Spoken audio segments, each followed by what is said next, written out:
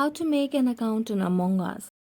Hello everyone, welcome to this channel. I'm Emily and I'm here to help you out today. So without any delay, let's get started.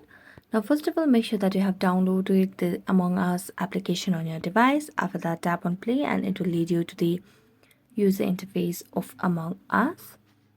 So just wait for a while and it will load this user interface and it will look something like this. Tap on I understand. So here all you have to do is you just need to open up this application over here and then tap on my account.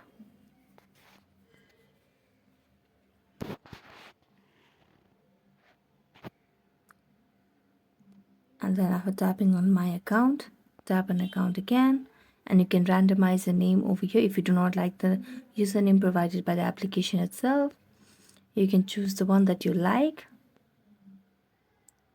Then you can just tap on show account ID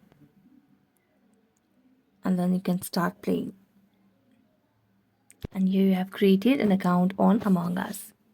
So thank you so much for watching this video. If you enjoyed watching it, don't forget to like, subscribe and hit the bell notification for more updates. That's it for today and see you next time.